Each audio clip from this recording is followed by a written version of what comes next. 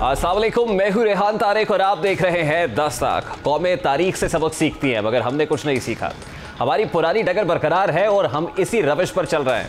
हम एक मरतबा फिर नफरतों की आबियारी कर रहे हैं। पाकिस्तान के क़याम का 75वां साल शुरू हुआ है तो मुल्क का आइनी, सियासी, कौमी और माशी बहरान है वो शिद्दत इख्तियार करता जा रहा है। इमरान खान खुद को ना सिर्फ कानून से बालातर समझते हैं बल्कि अवामी मकबूलियत के हथियार को इंतशार के लिए इस्तेमाल करने का हुनर भी खूब जानते हैं। और इसी हुनर का इस्तेमाल उन्होंने इस्लामाबाद रैली के दौरान खातून जज और IG पंजाब को धमकी लगाकर किया।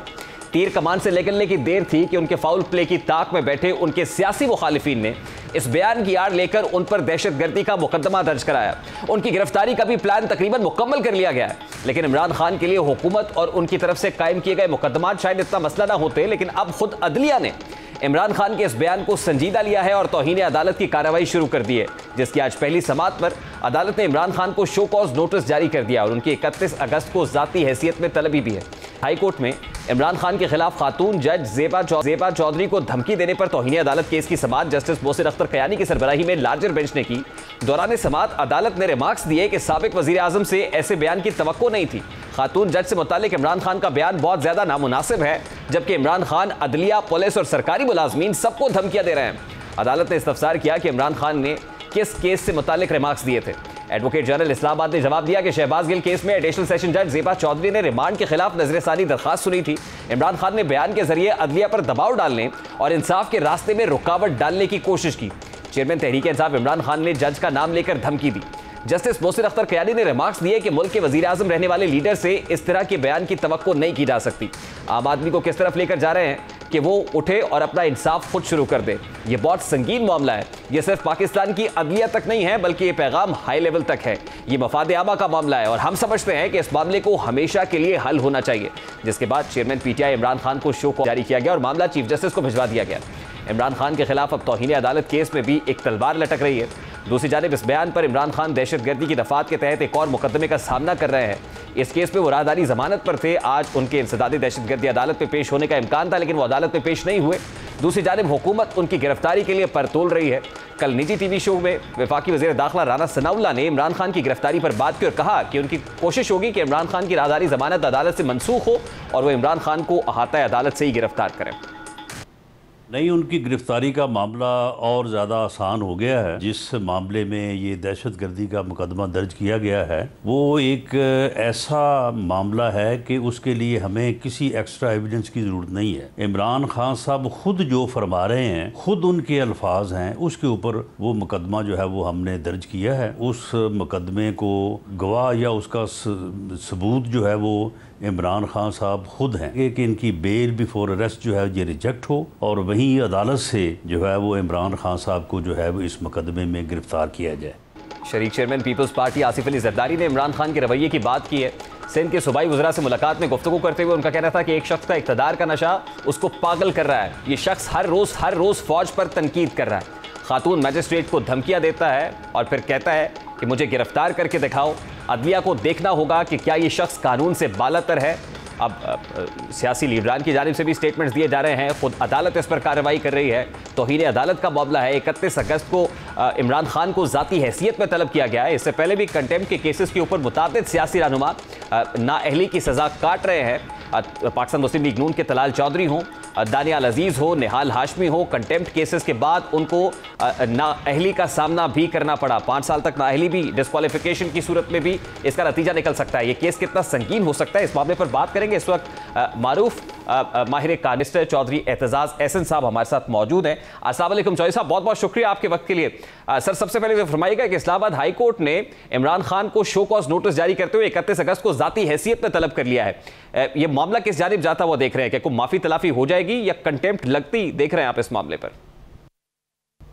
कंटेम्प्ट लगना तो बहुत सीरियस मामला हो जाएगा। ये यूसुफ रजा गिलानी के केस के बाद, जजमेंट के बाद, ये तो डिस्क्वालीफाई कर देती है और इसका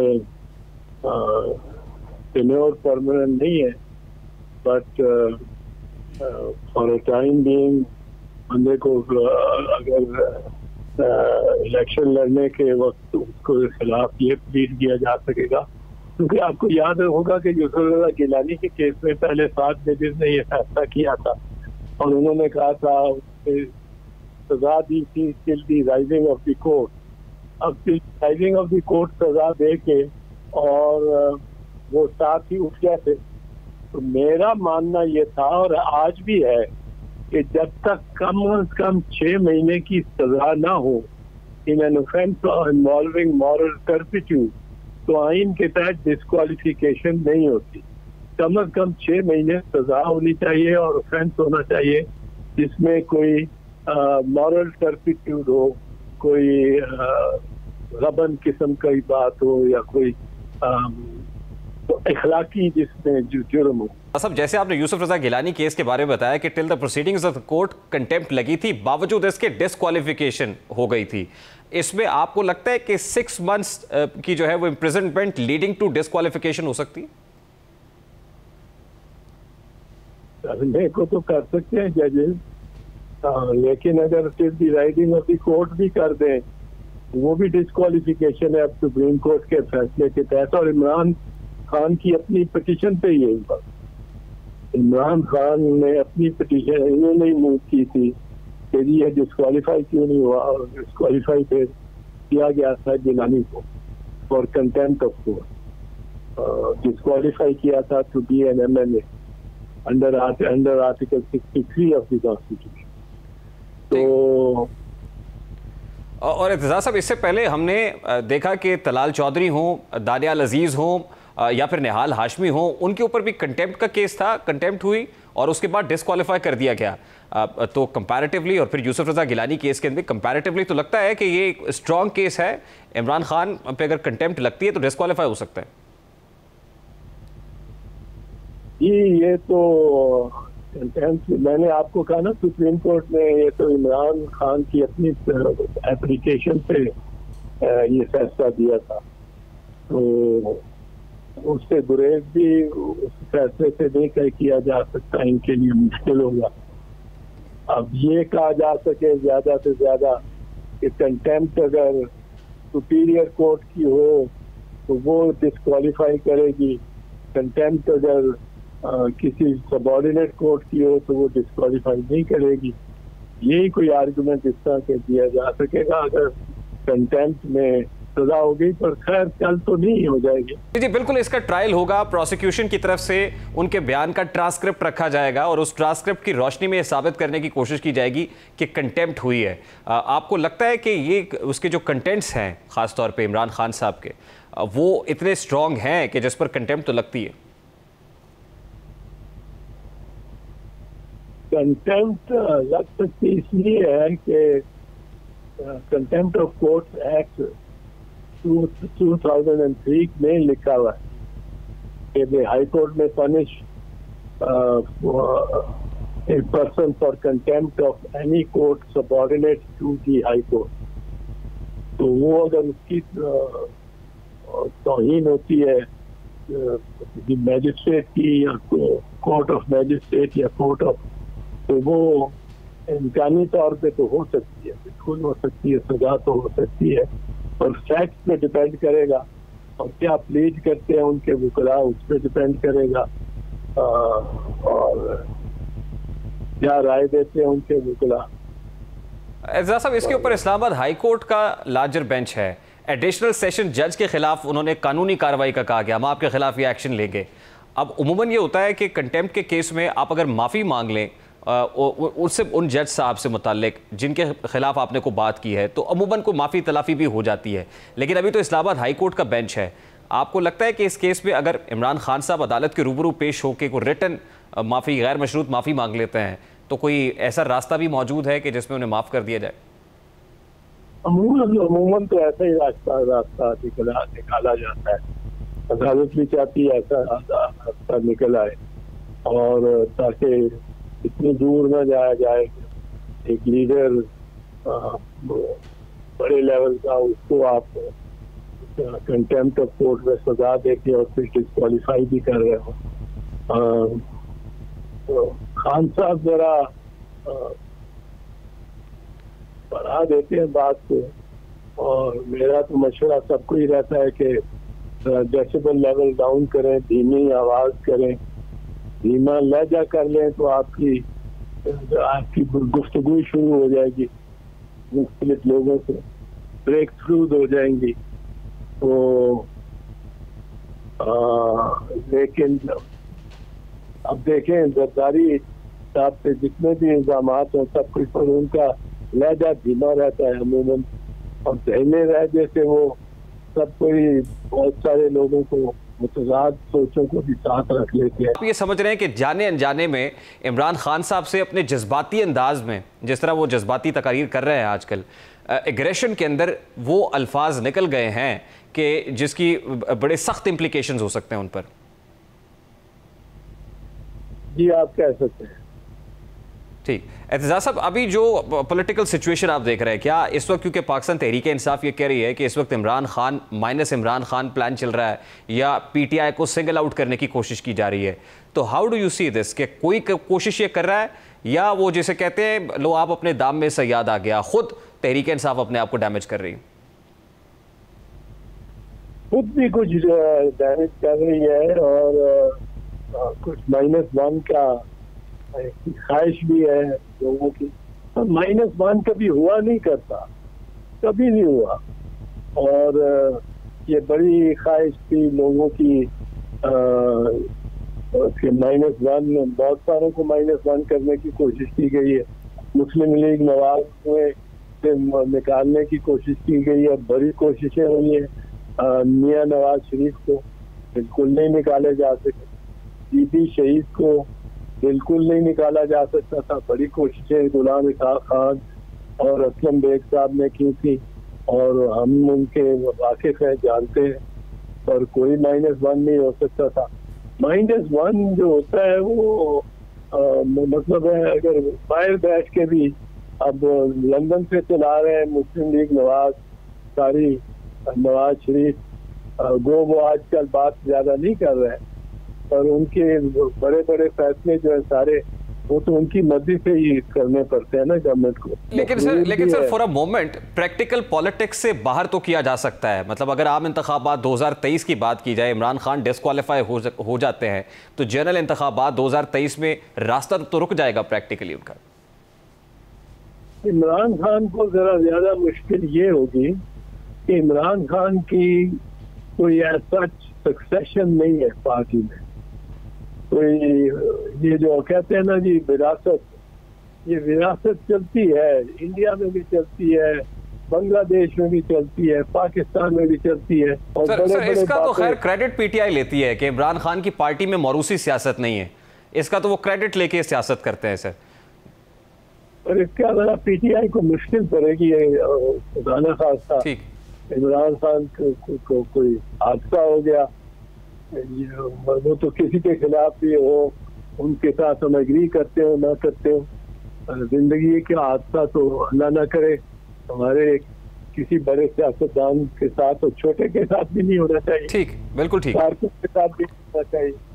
पर अगर ऐसा कोई हुआ तो उनकी पार्टी में जरा दुश्वारी होगी। लास्टली ये जिस अंदाज में हुकूमत पर्चे, गिरफ्तारियां, छापे मार रही है, जिस अंदाज में कार्रवाइयां हो रही हैं, इवन 780 के तहत एक दहशतगर्दी की दफात के तहत मुकदमे का इंदराज भी इमरान खान के अगेंस्ट हुआ और फिर कुछ लोगों को उठाया भी जा रहा है। How do you see this? क्या हुकूमत फोकस्ड है या फिर हिस्ट्री रिपीट हो रही है? यानी जो हुकूमत कहती थी बतौर ऑपोजिशन कि हमारे साथ हमें पॉलिटिकल विक्टिमाइजेशन का निशाना बनाया जा रहा है, आज वही कुछ वो इस वक्त की ऑपोजिशन के साथ कर रही। ये मैं समझता हूँ राना सनाउल्लाह साहब के सोचने की बात है, वो इसके पॉलिसी के मेमार लगते हैं ज्यादा। बहुत सारे मेरी नजर में, और मैं जानता हूँ नून लीग के ऐसे दोस्त और साथी हैं जो बिल्कुल उनसे इत्तेफाक नहीं करते उनकी पॉलिटिक्स से। अब वो जमील अब्बासी को उठा लिया है और जिस तरह उसको लिए जा रहे हैं अस्करियों में, और एक न्यूज एंकर है और शाइस्ता जबान है, कभी उसने कोई किसी नाशाइस्ता गाली नहीं दी किसी को, उसने जरूर अपना उसका व्यू होगा, उसको इस तरह लेके जा रहे हैं जिस तरह वो पता नहीं क्या है। उससे पहले उन्होंने ये इमरान रियाद से जो किया और जिस तरह उससे सलूक किया, ये गिल से जो कर रहे हैं, ये सलूक करना ये पुलिस को खसूसी इजाजत देनी होती है, वरना अगर पुलिस को आप कहें कि भाई देखो गिरफ्तार करना है पर उसके साथ उसकी कोई बेइज्जती शिस्ती कोई ना हो, आराम से गिरफ्तार करके और ले आओ इस आराम से, तो ये भी हो सकता है। बहुत बहुत शुक्रिया बैरिस्टर चौधरी एतजाज़ एहसन साहब, सीनियर कानूनदान हमारे साथ मौजूद थे। केस तो बड़ा स्ट्रॉन्ग है इमरान खान साहब की नाअहली के लिए, और अगर कंटेम्प्ट लगती है तो कोई अमर भी माने दिखाई नहीं दे रहा कि इमरान खान साहब नाअहल हो जाएंगे, क्योंकि अदालती नज़ायर मौजूद हैं। ख़ासतौर पर यूसुफ रज़ा गिलानी केस का हवाला खुद एतजाज़ एहसन साहब दे रहे थे, और उसमें फिर बाद में जब till rising of the court Yusuf Raza Gilani साहब को सज़ा सुनाई गई, कोर्ट की प्रोसीडिंग्स खत्म होने तक कंटेम्प्ट लगी, तो उसके बाद खुद इमरान खान साहब ये पिटीशन लेकर सुप्रीम कोर्ट में गए थे कि यूसुफ रज़ा गिलानी को इन बेसिस पर नाअहल किया जाना चाहिए, और वो फिर नाअहल हुए। यानी अब वही हो रहा है, अब इमरान खान साहब भी कंटेम्प्ट के केस में हैं, उन पर भी नाअहली के गहरे बादल मंडला रहे हैं। दूसरी जानिब आला इदारों के खिलाफ बयानबाजी पर इस्लामाबाद पुलिस की ज़ेर हिरासत शहबाज गिल के पार्लियामेंट लॉजेस के अंदर पुलिस की जानिब से उनको लाया गया। पार्लियामेंट लॉजेस में मौजूद उनके कमरे पर छापा मारा गया, और पुलिस ने छापे के दौरान एक पिस्तौल, एक सेटेलाइट फ़ोन, फिर एक एटीएम कार्ड्स और चंद दीगर दस्तावेज़ात जब्त कर लिए हैं। उनकी छान पटक जारी है, जो चीज़ें वहाँ से रिकवर की गई हैं। इस दौरान जब शहबाज गिल आए तो उनकी मीडिया भी मौजूद था, सहाफ़ियों की जानिब से कुछ सवालात भी किए गए। सवालात के जवाब में उन्होंने क्या कहा, ज़रा उसकी एक झलक भी आपके सामने है। मेरी जो है वो राइफल्स हैं, AK-47 उनके लाइसेंस हैं, वो उधर पड़े हुए हैं। पिस्टल अब मेरे यहाँ सर्वेंट रहते हैं, इस कमरे में वो रहते थे, दोनों गनमैन थे, उनके पास पिस्टल है, उनके लाइसेंस हो सकता है उनका हो सकता है जब हम पकड़े गए उसके बाद यहाँ रखा गया हो, मुझे नहीं पता इस बात। जब मैं उस कमरे में गया हूँ जिसमें मैं सोता था तो सारी चीज़ें चेंज थी। फॉर एग्जांपल जहाँ मेरा पासपोर्ट पड़ा हुआ था वहाँ पासपोर्ट नहीं था, वो किसी और बॉक्स में था, तो चीज़ें चेंज थी। तो इसका मतलब यहाँ कोई आया है। इमरान खान साहब ने कहा था कि आप पे जिनसी असॉल्ट हुआ है, वो इज दैट ट्रू? जी, इट्स ट्रू। पूछा गया कि इमरान खान साहब ने कहा है कि आप पर कोई सेक्सुअल असॉल्ट हुआ है, तो कह रहे हैं कि इट्स ट्रू, ऐसा हुआ है। अब पार्लियामेंट लॉजेस के अंदर ये छापा मारा गया। इस दौरान पुलिस के हमरा मीडिया भी मौजूद था। इस पर सवालात तो उठाए जा रहे हैं, लेकिन साथ साथ क्योंकि पार्लियामेंट लॉजेस में शहबाज गिल साहब किस हैसियत में मौजूद थे, पार्लियामेंट लॉज के अंदर उनका ये कमरा क्यों है, इस पर भी सवाल हो रहा है किस हैसियत में है। फिर KP हाउस में भी उनका एक कमरा है जहाँ पर उनको ले जाया गया, वहाँ पर भी पुलिस की जानिब से रेड की गई। जी, तो एक और दरिया का सामना था मुनीर मुझको। मैं एक दरिया के पार उतरा तो मैंने देखा सेडिशन का एक केस तो ऑलरेडी मौजूद है, मेरे पिस्तौल भी रिकवर हो गया है, एक और मुकदमे का सामना करना पड़ेगा। ये मामला इतनी जल्दी थमता हुआ तो दिखाई नहीं दे रहा। ब्रेक लेते हैं, ब्रेक के बाद वापस आते हैं। एक आम आदमी को भी चंद मुश्किलात का सामना है, ख़ासतौर पे जो बिल आए हैं उससे एक आम आदमी बिलबिला उठा है। किस कैफियत में है, किस इस्तराब में है, आप इस ब्रेक के बाद हमारे साथ रहिए।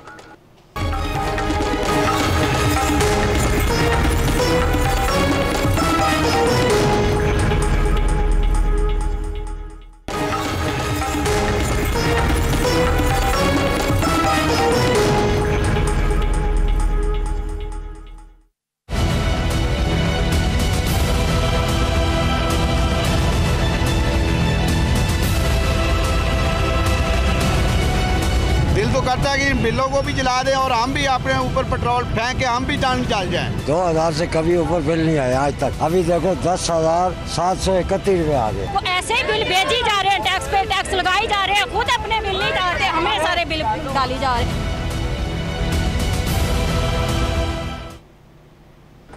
Welcome back. महंगाई की नई लहर ने अवाम के हुकूमत के खिलाफ गुस्से में इजाफा कर दिया है। सितम ज़रीफ़ी ये है कि ये इजाफा इस हुकूमत के दौर में हुआ है जो आई ही इस दावे के साथ थी कि अवाम को महंगाई के फरीद से निजात दिलाएगी, मुल्क की मईशत को अपने पाँव पर खड़ा करेगी और अवाम की माली मुश्किलात में कमी लाएगी। इसी दावे की बुनियाद पर ही वज़ीर आज़म मोहम्मद शहबाज शरीफ खुद को खादिम पाकिस्तान कहलवाना पसंद फरमाते हैं। गुज़श्ता महीने national electric power and regulatory authority यानी नेपरा ने बिजली की तकसीम कार कंपनियों को जून में ज़्यादा पैदावारी लागत की वजह से 155 अरब रुपए इजाफी वसूल करने की इजाज़त देते हुए जुलाई के बिलों में इलेक्ट्रिक के लिए 11 रुपये 37 पैसे फी यूनिट और बाकी डिस्ट्रीब्यूटर्स को 9 रुपये 89 पैसे फी यूनिट इजाफी वसूल करने का कहा था। इसके अलावा बुनियादी टैरिफ यानी बेस टैरिफ में भी 1 रुपये 55 पैसे फी यूनिट इजाफा किया गया, जिसके बाद इस महीने आने वाले बिलों ने अवाम का भुरकस निकाल दिया है।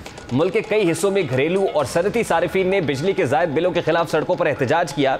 बिजली के बिल्स में फ्यूल एडजस्टमेंट चार्जेस की मद में किए गए इजाफे के खिलाफ भक्कर, मंडी बहाउद्दीन, पिंड दादन खान, कामरा, कैंट, इसी तरह से फैसलाबाद, लाहौर में चाइना स्कीम, कला गुजर सिंह में भी एहतजाज रिकॉर्ड कराया गया। शिमला पहाड़ी चौक और लाहौर के मुतादिद इलाकों में एहतजाजी मुजाहरा किया गया। इमामिया कॉलोनी से शादरा चौक की तरफ, शादरा चौक से रावी टोल प्लाजा, फर्रुखाबाद, बेगम कोर्ट और मुतादिद इलाकों के अंदर इसी तरह के एहतजाज देखने में मिले, जिसमें शहरी एहतजाज रिकॉर्ड कराते रहे और बिजली के इजाफे को मुस्तरद करते रहे। शहबाज शरीफ क्या फैक्ट्री खोली हुई है या कारखाना खोला हुआ है, बिल 36,000 आया है और इसके बारे में सोचो। शहबाज शरीफ कमरे में ना एसी है ना फ्रिज है, सिर्फ मैं पंखा चलाती हूँ, लाइट चलाती हूँ। अब आप मुझे ये बताएं कि मैं ये 19,000 का बिल कहाँ से जमा कराऊँ? मियाँ मेरा 4 पाई पे पड़ा हुआ 14 साल से, उसकी दवाई लाऊं, रोटी लाऊं, क्या करूँ मैं? 18,000 बिल आया है, कहाँ मरे हम? गरीब आदमी बच्चों की फीसें जमा करवाए, यहाँ घर का खर्चा चलाए, दवाइयों का खर्चा चलाए, यहाँ अपने जिस तरह भी उसने सर्वाइव करना कैसे करे। अब सिर्फ यही हल है कि हम अपने आप को आग लगा के सड़कों के ऊपर अपनी जानें दे देते हैं। बिजली के जायद बिलों पर आज तहरीक इंसाफ के रहनुमाओं ने भी हुकूमत को खासी तनकीद का निशाना बनाया। हमाद अजहर का कहना था कि अवाम आज इनकी नालायकी का खुमियाजा भुगत रहे हैं। अगले महीने की बिजली के यूनिट में 10 रुपये इजाफा होगा, जबकि बिजली है कि आती नहीं है, आती है तो बहुत महंगी होती है। पाकिस्तान तहरीक इंसाफ के दौर से इस साल, पिछले साल के मुकाबले में इस साल जुलाई में 10% बिजली की कम पैदावार की इन्होंने पीक सीजन के अंदर। और ये कहते थे हम 12 रुपए का, मिफ्ता साहब कहते थे हम 12 रुपए का यूनिट करेंगे, बिजली के सारे मसले हल हो जाएंगे। इस वक्त कराची में 50 रुपया फी यूनिट बिजली चली गई है टैक्सेस मिला के, और बाकी जो कौम है वो खुद बाहर निकल रही है। आपके सामने है कि इस वक्त बिजली का जो अजाब है, बिजली है ही नहीं, आती नहीं है, और जब आती है तो महंगी तरीन है। मेरा ख्याल है इससे बड़ी नाकामी कोई नहीं हो सकती माशी फ्रंट के ऊपर। दूसरी जानिब साबिक वज़ीर ख़ज़ाना शौकत तरीन ने हुकूमत को सियासी अदम इस्तेहकाम ख़त्म करने के लिए जल्द इलेक्शन कराने की तजवीज़ दी। उन्होंने कहा कि सियासी अदम इस्तेहकाम ख़त्म करने के लिए इलेक्शन के मामले पर बात होनी चाहिए। इलेक्ट्रिसिटी जो इन्होंने कहा था कि जो इलेक्ट्रिसिटी जो है वो शॉक हो गए, इलेक्ट्रिसिटी हम बिजली गिराएंगे, गिरेगी जुलाई होगा, वो गिरा दिए इन्होंने। मतलब जिसकी कोई 25,000 रुपए की तनख्वाह है या मतलब आमदन है, उसके ऊपर 10-12 हज़ार रुपए का उसको बिल आ रहा है, लोग सड़कों पे आ गए हैं। और अभी तो इन्होंने 2 और किस्तें देनी है हमें जो इलेक्ट्रिक शॉक की। तो ये तो मतलब लोगों की तो कमरे तोड़ दिए इन्होंने। 5 मिनी बजट्स आ गए हैं, क्योंकि एक कल आ गया और एक और आने वाला है। दुनिया कहती है डिफॉल्ट क्या चांसेस हैं। मार्च में 4% थे, जुलाई में 50%, अभी भी 28%। तो हमने तो डिफॉल्ट नहीं करवाया भाई, डिफॉल्ट तो आप करवा रहे थे। अब बिजली के बिलों में इजाफे का सबब बनने वाला FPA यानी फ्यूल प्राइस एडजस्टमेंट है क्या? ये वो सवाल है जो आवाम के जहनों में है। तो इससे मुतालिक आपको बताते हैं। फ्यूल प्राइस एडजस्टमेंट को समझने के लिए एक्चुअल फ्यूल कॉस्ट यानी एक माह में ईंधन पर आने वाली लागत और रेफरेंस फ्यूल कॉस्ट समझना जरूरी है। हर माली साल के आगाज में national electric power regulatory authority यानी नेपरा एक रेफरेंस फ्यूल कॉस्ट देता है, यानी एक ऐसा हवाला जिससे हर माह ईंधन पर आने वाली कुल लागत का मवाजना किया जा सके। एक महीने में बिजली की पैदावार में इस्तेमाल होने वाले ईंधन की कुल लागत निकाली जाती है। यूँ हर माह के इख्तिताम पर इस माह की मजमूई फ्यूल कॉस्ट का मवाजना रेफरेंस फ्यूल कॉस्ट से किया जाता है और इसी हिसाब से ये एडजस्टमेंट 2 माह के बाद बिजली के बिलों में लगकर आती है। अगर इस माह मजमूई फ्यूल कॉस्ट रेफरेंस कॉस्ट से ज्यादा हो तो आपके बिल में FPA की मद में इजाफा होगा, जबकि अगर इस माह की मजमूई फ्यूल कॉस्ट रेफरेंस कॉस्ट से कम हो तो FPA की मद में कमी आती है। इसे ही फ्यूल प्राइस एडजस्टमेंट कहते हैं। यहाँ एक और सवाल है कि फ्यूल प्राइस एडजस्टमेंट का तयन कैसे किया जाता है। तो इसके लिए सबसे पहले ये जानना जरूरी होता है कि तवानाई के किन जराए से पैदावार हुई है। इसके लिए देखा जाता है कि मजमूई तौर पर बिजली की पैदावार तवानाई के किन जराए से हुई है और इस पर कितनी लागत आई है। मिसाल के तौर पर अगर हाइडल के जरिए बिजली की पैदावार ज्यादा हुई है तो मजमूई तौर पर फ्यूल प्राइस कम की जाएगी। अगर किसी माह गैस ज्यादा इस्तेमाल हुई है तो क्योंकि इसकी कीमत ज्यादा होती है इसीलिए फ्यूल प्राइस ज्यादा हो जाएगी। डॉलर की कीमत में इजाफा भी इस पर असरअंदाज होता है। दूसरी तरफ अगर देखा जाए तो बिजली की कीमतें हो या फिर दूसरा ईंधन, इनके बढ़ने से महंगाई का रैला आता है और आवाम की उम्मीदें ख्वाहिशें सब बहा के ले जाता है। दूसरी जानिब हुकूमती मशीनरी महंगाई काबू करने के लिए संजीदा दिखाई नहीं दे रही, बल्कि अगर ये कहा जाए कि महंगाई में इजाफे की सहूलतकार के तौर पर काम कर रही है तो शायद गलत नहीं होगा। अब की बार बिल ने तो आवाम की चीखें निकाल दी, लेकिन आइंदा आने वाला बिल इससे भी ज़्यादा खौफनाक होगा, क्योंकि आइंदा बिल में भी बेस टैरिफ में 3 रुपये 5 पैसे इजाफा मुतवक्के है। साथ ही फ्यूल प्राइस एडजस्टमेंट भी इस बार की निस्बत अगले महीने ज्यादा होगी, जो बिलों में मजीद होशरुबा इजाफे का सबब बनेगी। बढ़ती महंगाई से आवाम का पारा हाई है, जिसका बराह रास्त गुस्सा हुकूमत पर निकलेगा, क्योंकि अब तो हुकूमत ऐवानों और ठंडे कमरों में मौजूद है और आवाम सड़कों पर बिलबिला रहे हैं। लेकिन कुछ ही अरसे बाद हुकूमत और उनके नुमाइंदे वोट मांगने के लिए गलियों में और आवाम के दरवाजे पर होंगे। उस वक्त महंगाई से सताए आवाम अपने हर सवाल का जवाब इन हुक्मरानों से जरूर लेंगे। अभी एक ब्रेक लेते हैं, ब्रेक के बाद हमारे साथ रहिए।